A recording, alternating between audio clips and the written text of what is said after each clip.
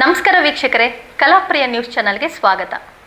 ರಾಮನಗರ ತಾಲೂಕಿನ ಕಸಬಾ ಹೋಬಳಿ ರೈತರ ಸಾಗುವಳಿ ಜಮೀನುಗಳ ಸ್ಥಳ ಪರಿಶೀಲನೆಯನ್ನು ಶಾಸಕರಾದ ಇಕ್ಬಾಲ್ ಹುಸೇನ್ ನಡೆಸಿದರು. ಸೋಮವಾರ ಬೆಳ್ಳಂಬೆಳಗ್ಗೆ ಶಾಸಕರು ಕಂದಾಯ ಇಲಾಖೆ ಸರ್ವೆ ಅಧಿಕಾರಿಗಳೊಂದಿಗೆ ಸಾಗುವಳಿ ರೈತರ ಜಮೀನಿಗೆ ಭೇಟಿ ನೀಡಿ ನಂತರ ಅವರು ಸುದ್ದಿಗಾರರೊಂದಿಗೆ ಮಾತನಾಡಿದರು. ಹಲವು ರೈತರು ತಮ್ಮ ಬದುಕನ್ನು ಕಟ್ಟಿಕೊಳ್ಳಲು ತುಂಡು ಭೂಮಿಗಾಗಿ ಸರ್ಕಾರಕ್ಕೆ ಅರ್ಜಿ ಸಲ್ಲಿಸಿ ಸುಮಾರು 40 ವರ್ಷಗಳಾಗಿವೆ. ಸಿಎಂ ಲಿಂಗಪ್ಪ ಅವರು ಶಾಸಕರಾಗಿದ್ದ ಸಮಯದಲ್ಲಿ ಹಲವು ರೈತರಿಗೆ ಸಾಗುವಳಿ ಚೀಟಿ ನೀಡಿದ್ದು ಬಿಟ್ಟರೆ ಆ ನಂತರ ಆಯ್ಕೆಯಾದ ಶಾಸಕರು ರೈತರ ಅರ್ಜಿಗಳನ್ನು ವಿಲೇವಾರಿ ಮಾಡಲು ಕಾಳಜಿ ವಹಿಸಿಲ್ಲ.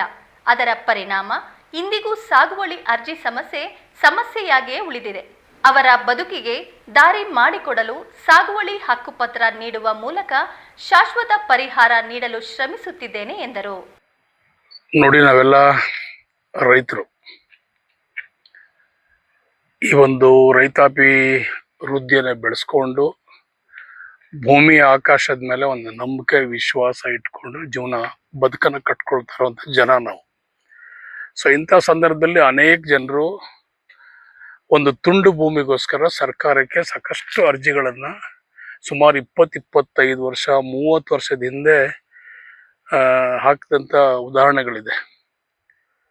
ಸೊ ಯಾರೂ ಕೂಡ ಕಾಳಜಿಯನ್ನು ವಹಿಸಲಿಲ್ಲ. ಆವತ್ತಿನ ಸಂದರ್ಭದಲ್ಲಿ ಕಾನೂನು ಕೂಡ ಬಹಳ ಸುಲಭವಾದ ಕಾನೂನುಗಳಿತ್ತು, ಮಾಡಲಿಕ್ಕೆ ಅವಕಾಶಗಳಿತ್ತು. ಇವತ್ತು ಕಾನೂನುಗಳು ಬಹಳ ಕಠಿಣವಾಗಿದೆ. ಜನ ನಮ್ಗೇನಾದ್ರೂ ಮಾಡಿ ನಮ್ಗೆ ಬದುಕಟ್ಕೊಳ್ಳಿಕ್ಕೆ ತುಂಡು ಭೂಮಿಗಳನ್ನ ಮಾಡಿಕೊಡಿ ಅಂತ ಹೇಳಿ ದರಖಾಸ್ತು ಅರ್ಜಿಗಳನ್ನ ವಿಲೇ ಮಾಡಿ ಅಂತ ಹೇಳಿ ಸಾಕಷ್ಟು ಒತ್ತಡನ ಹೇರ್ತಾ ಇದ್ದಾರೆ.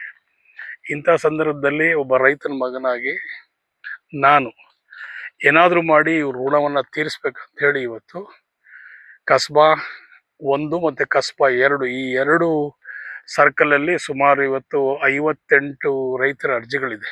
ನಮೂನೆ 53ರಲ್ಲಿ ನಾವಿನ್ನೂ 57 ನಮೂನೆ 57 ನಾವು ತಗೊಳ್ಳಿಲ್ಲ ಇನ್ನೂ. ಸೊ ಸಾಕಷ್ಟು ಜನ ನೋಡಿ, ಈಗಾಗಲೇ ಮಾವನ್ ಸೊಸಿ ಪಾಪ ಇವರೆಲ್ಲ ಹಾಕಿ ಇವರೆಲ್ಲ ಒಂದು 15-20 ವರ್ಷದ ಮರ ಇವೆಲ್ಲಾನು ಕೂಡ.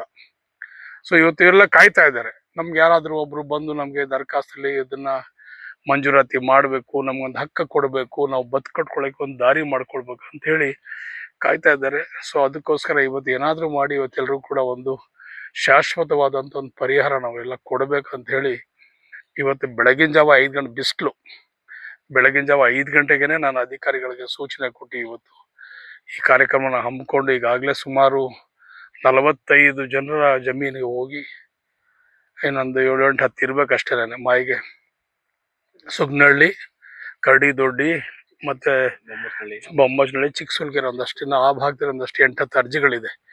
ಬೆಳಗಿನ ಒಂದು 40-48 ಅರ್ಜಿಗಳನ್ನ ವಿಲೇ ಮಾಡಿದ್ದೀವಿ. ಸಾಕಷ್ಟು ಜನ ಪಾಪ ಈ ರೀತಿ ಬದುಕನ್ನ ಕಟ್ಕೊಳ್ಳಿಕ್ಕೆ ಮರ ಗಿಡ ತೊಗರಿ ರಾಗಿ ಹಲವಾರು ರೀತಿಯಲ್ಲಿ ಬೆಳೆಗಳನ್ನ ಬೆಳ್ಕೊಂಡಿದ್ದಾರೆ.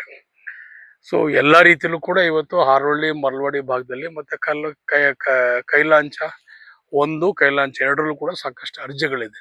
ಸೊ ಆದಷ್ಟು ಬೇಗ ಈ ವರ್ಷದಲ್ಲಿ ಈ ಹಂತದಲ್ಲಿ ಎಲ್ಲಾ ಅರ್ಜಿಗಳನ್ನ ವಿಲೇ ಮಾಡಿ ರೈತರ ಬದುಕು ಕಟ್ಕೊಳ್ಳಿಕ್ಕೆ ಒಂದು ಶಾಶ್ವತವಾದಂತ ಒಂದು ಪರಿಹಾರ ಕಂಡುಹಿಡ್ಕೊಳ್ಳಿ ಪ್ರಯತ್ನವನ್ನ ಮಾಡ್ತಾ ಇದ್ದೀನಿ.